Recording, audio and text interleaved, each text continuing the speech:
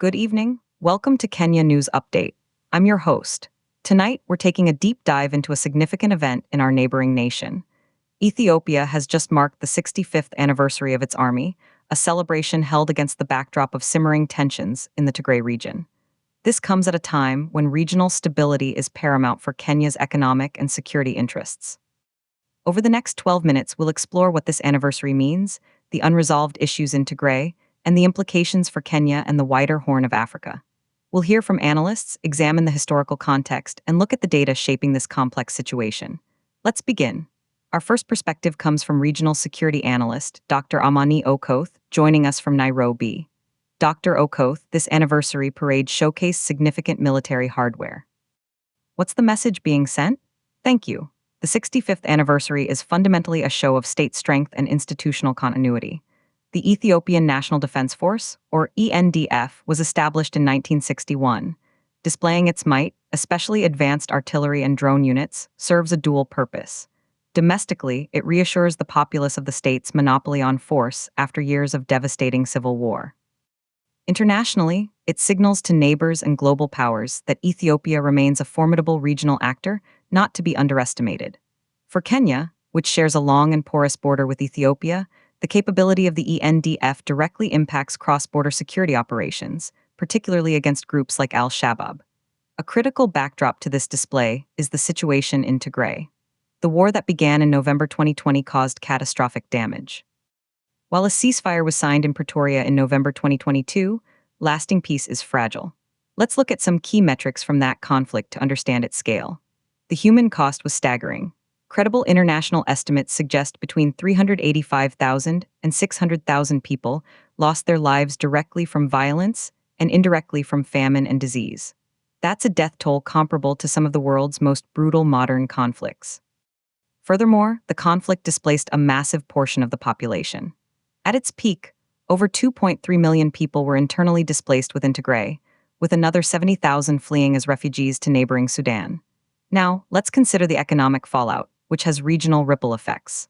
Before the war, Tigray contributed approximately 8% to Ethiopia's national GDP. Key sectors included agriculture, manufacturing, and trade. The conflict caused an estimated $13 billion in physical infrastructure damage. This includes the destruction of 70% of health facilities and 85% of the region's schools. For Kenya, a stable and economically vibrant Ethiopia is a crucial trading partner. Pre-war, formal trade between Kenya and Ethiopia was valued at over $100 million annually, with significant informal cross-border trade adding to that figure. Continued instability in the north hinders the full realization of the Lamu Port South Sudan-Ethiopia Transport, or LAPSSET, corridor project, a key Kenyan infrastructure investment. We turn now to Professor Samuel Mwangi, a historian of the Horn of Africa based at the University of Nairobi. Professor, the 65th anniversary also invites a look back. How has the role of the Ethiopian military evolved?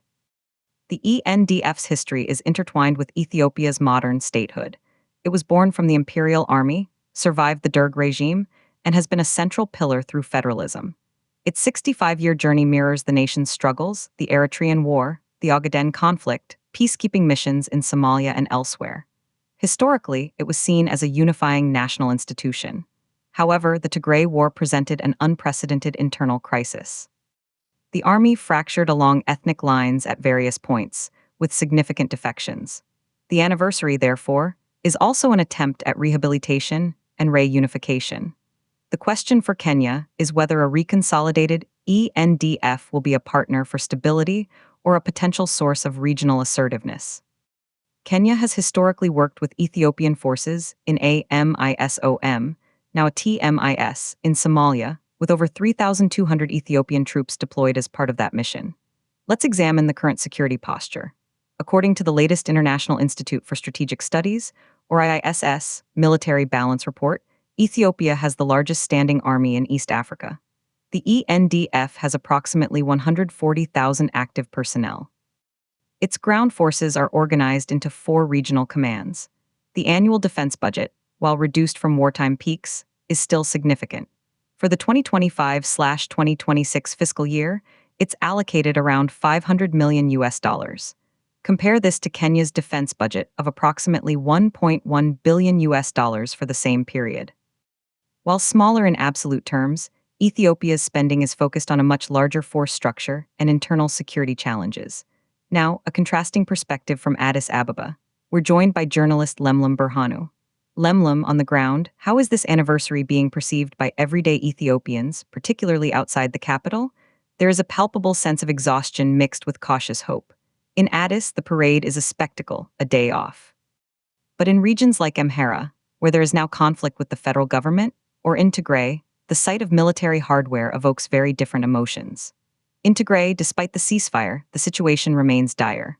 The World Food Programme reports that as of January 2026, 83% of the region's population, roughly 5.4 million people, are still food insecure and rely on aid. Disarmament of Tigrayan forces, a key part of the Pretoria deal, is only partially complete. Perhaps only 40% of heavy weapons have been handed over. The presence of Eritrean troops in certain border areas, though denied by both governments, continues to be a major flashpoint. For many here, the anniversary is a reminder of the army's overwhelming power, not its unifying role. Those numbers are stark. 83% food insecurity means the vast majority of Tigrayans cannot reliably feed themselves. This humanitarian crisis has a direct bearing on Kenya. Firstly, it's a driver of potential refugee flows, though most have gone to Sudan. Secondly, it creates a vacuum that can be exploited by criminal networks that operate across borders. Kenyan security agencies have long been concerned about the movement of small arms from conflict zones in the Horn into northern Kenya. The incomplete disarmament in Tigray, with an estimated 60% of heavy weapons still unreported, poses a tangible regional security threat. Let's look at the diplomatic dimension. Kenya, under President William Ruto, has positioned itself as a regional mediator. President Ruto was actively involved in the Pretoria peace talks. Kenya's interest is clear. A stable Ethiopia is essential for the East African community, which Ethiopia joined in 2024. However, the U.S. administration under President Donald Trump, now in its second term, has taken a notably different approach.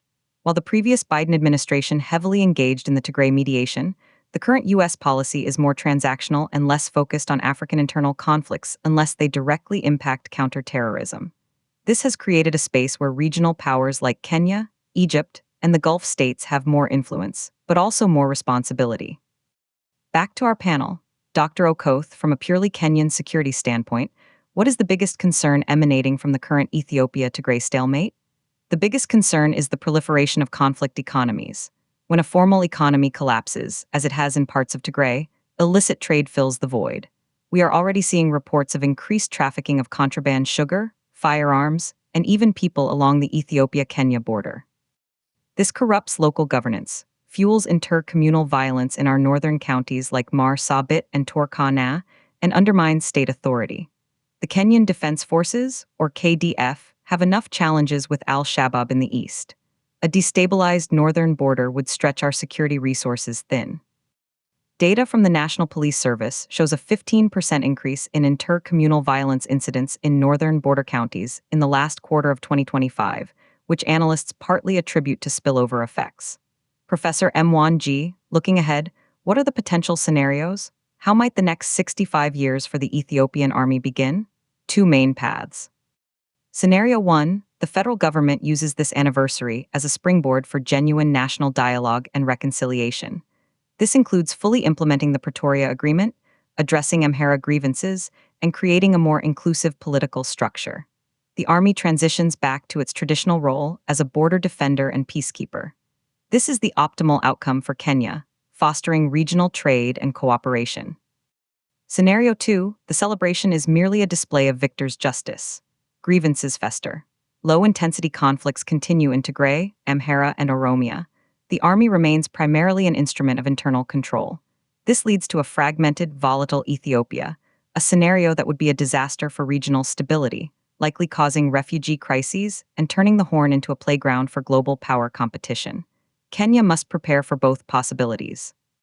As we conclude, the imagery of Ethiopia's 65th Army anniversary is powerful, but the numbers tell a deeper story. A story of a military with 140,000 personnel celebrating amid a region where 5.4 million people face hunger. A story of a $13 billion war damage bill in a country striving for economic growth. For Kenya, the path forward involves sustained diplomatic engagement, bolstering our own border security mechanisms, and advocating for inclusive peace. The stability of our neighbor is not just a foreign policy issue, it's a direct determinant of our own national security and economic prosperity. The next chapter in Ethiopia's long history is being written now, and Kenya has a vested interest in ensuring it's a chapter of peace. That's our deep dive for this evening. Thank you to our analysts Dr. Amani Okoth and Professor Samuel Mwangi, and to journalist Lemlem Burhanu.